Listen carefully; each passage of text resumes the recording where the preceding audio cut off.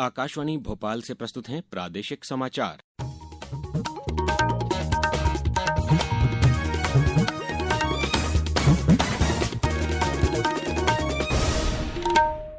नमस्कार, समाचारों के साथ मैं अभिषेक कटियार। सबसे पहले इस बुलेटिन के मुख्य समाचार।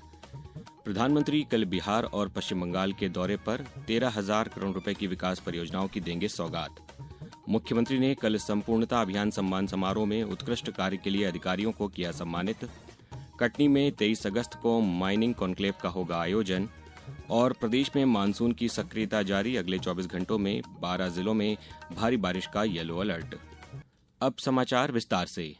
प्रधानमंत्री नरेंद्र मोदी कल बिहार और पश्चिम बंगाल के दौरे पर रहेंगे। इस यात्रा के दौरान प्रधानमंत्री बिहार के गया में लगभग 13,000 करोड़ रुपए की कई विकास परियोजनाओं का शिलान्यास और उद्घाटन करेंगे।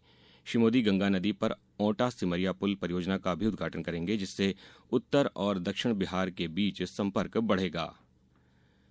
मुख्यमंत्री डॉ मोहन यादव भोपाल में बीते कल आयोजित हुए राज्य स्तरीय संपूर्णता अभियान सम्मान समारोह में शामिल हुए। श्री यादव ने कहा कि स्वास्थ्य, शिक्षा, कृषि, आधारभूत संरचना और सुशासन के क्षेत्र में आए सुधार इसकी सफलता का प्रमाण हैं। मुख्यमंत्री ने इस अवसर पर उत्कृष्ट कार्य करने वाले जिलों व विकासखंडों की टीमों को सम्मानित किया। समारोह में राज्य नीति आयोग की कॉफी टेबल बुक का विमोचन भी किया गया। कार्यक्रम में विभिन्न जिलों और विकासखंडों के कलेक्टरों व अधिकारियों को प्रशस्ति पत्र देकर सम्मानित किया गया। इनमें बड़वानी के तत्कालीन कलेक्टर राहुल फंटिंग, दमोह के collector Sudhir Kochar, Dhar collector Priyank Mishra, Khandwa collector Rishabh Gupta, Niwari collector Lokesh Kumar Jangid और टीकमगढ़ के कलेक्टर विवेक श्रोत्रिय प्रमुख हैं।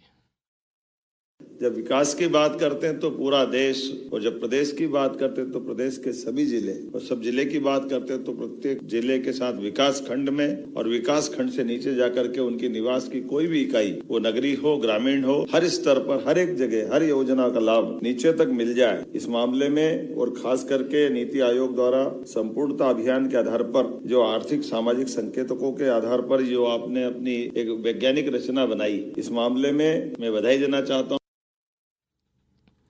राज्यपाल मंगू भाई पटेल ने कल सिवनी में ग्रामीणजनों से आत्मीय संवाद किया। इस दौरान उन्होंने कहा कि केंद्र और राज्य सरकार समाज के प्रत्येक वर्ग के कल्याण के लिए योजनाएं बनाकर उनका मैदानी स्तर पर क्रियान्वयन कर रही हैं। उन्होंने ग्रामीणों से अपील की कि विवाह से पहले जिस प्रकार से कुंडली मिलाई जाती है, उसी प्रकार से सिकल सेल कार्ड भी अवश्य मिलाएं। उन्होंने विशेष पिछड़ी जनजातियों के उत्थान के लिए प्रधानमंत्री जनमन और धरती आबा अभियान की जानकारी दी। उन्होंने कहा कि युवाओं को भी समाज सुधार और शिक्षा के प्रसार में भूमिका निभाने की जरूरत है। राज्यपाल श्री पटेल ने इस अवसर पर प्रधानमंत्री आवास योजना के अंतर्गत हितग्राही श्रीमती मुलियाबाई पति सुक्कू बैगा के नवनिर्मित आवास का गृह प्रवेश कराया। राज्यपाल ने प्राथमिक शाला झोला का भी निरीक्षण किया। Madhya Pradesh global innovation programme 2025 के तीसरे दिन जर्मनी टेक कंपनी प्रतिनिधिमंडल ने आईआईटी इंदौर और Charak centre for digital health care का दौरा किया।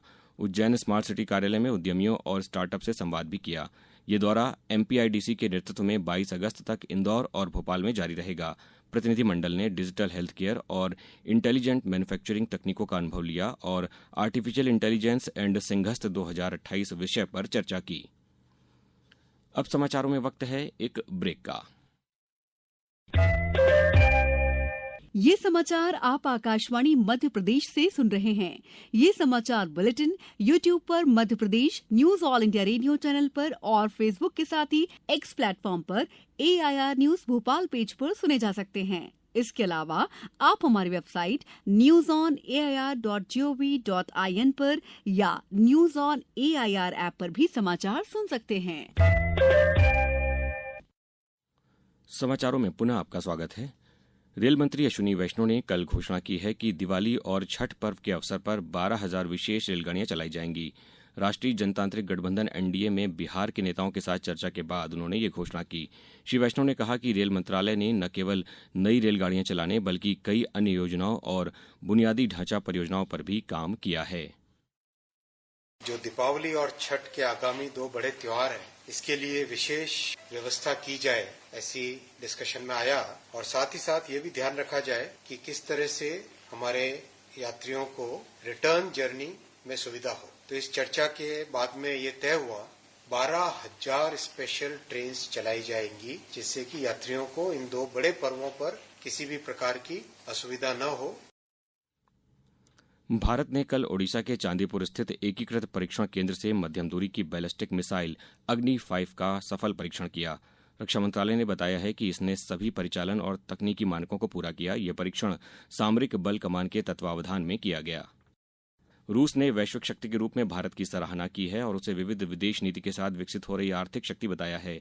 भारत में रूस के राजदूत रोमन बाबुश्किन ने कल नई दिल्ली में संवाददाता सम्मेलन में कहा कि दोनों देशों के परस्पर हित हैं और उन्होंने लगातार सहयोग के रास्ते तलाश किए हैं। श्री बाबुश्किन ने यूक्रेन की स्थिति पर दोनों राष्ट्राध्यक्षों के बीच फोन पर 2 बार हुई बातचीत का भी जिक्र किया। उन्होंने कहा कि इस वर्ष के अंत में राष्ट्रपति पुतिन की भारत यात्रा का कार्यक्रम तैयार किया जा रहा है। कटनी में 23 अगस्त को माइनिंग कॉन्क्लेव का आयोजन किया जाएगा। इस कार्यक्रम में मुख्यमंत्री डॉ मोहन यादव मुख्य अतिथि होंगे।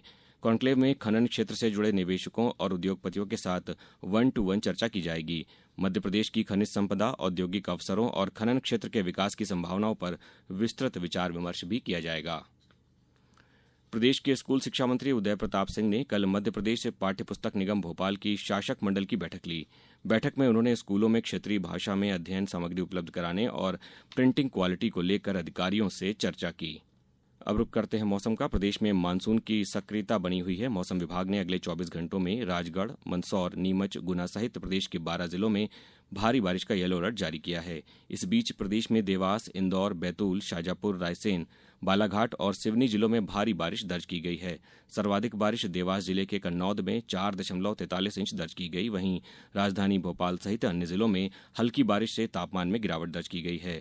मौसम विभाग ने कहा है कि अगले 3 दिनों तक प्रदेश के कई जिलों में भारी बारिश की संभावना है।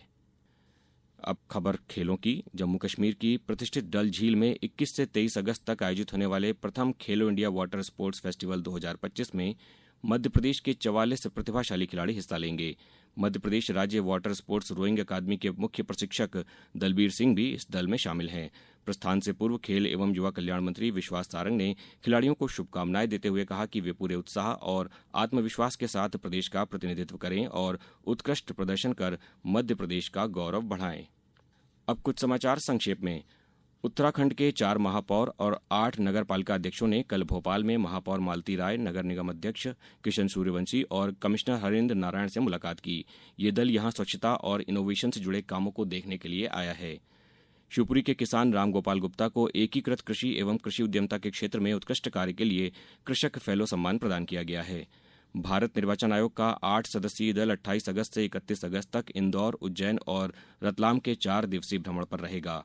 आगरमालवा के शासकीय उत्कृष्ट विद्यालय में आयोजित विधिक जागरूकता शिविर में विद्यार्थियों को मोबाइल के दुष्प्रभावों के प्रति जागरूक किया गया।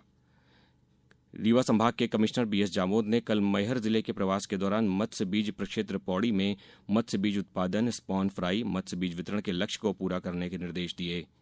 खंडवा जिले में उद्यानिकी विभाग की राष्ट्रीय कृषि विकास योजना पर ड्रॉप मोर क्रॉप के तहत उद्यानिकी फसलों में सेंसर आधारित स्वचालन प्रणाली को लेकर पंजीयन किसान MPFSTS पोर्टल पर करा सकते हैं। रीवा में कल आदि कर्मयोगी 3 दिवसीय प्रशिक्षण कार्यशाला का आयोजन किया गया। अनंतजीत सिंह नरुका ने कजाकिस्तान के शिमकेंट में एशियाई निशानेबाजी चैंपियनशिप में पुरुष स्कीट का स्वर्ण पदक जीत लिया है। ये उनका पहला व्यक्तिगत स्वर्ण पदक है। और हॉकी एशिया कप के लिए भारतीय पुरुष टीम की घोषणा कर दी गई है। हरमनप्रीत सिंह टीम के कप्तान होंगे। टूर्नामेंट इस महीने की 29 तारीख से 7 सितंबर तक बिहार के राजगीर में खेला जाएगा।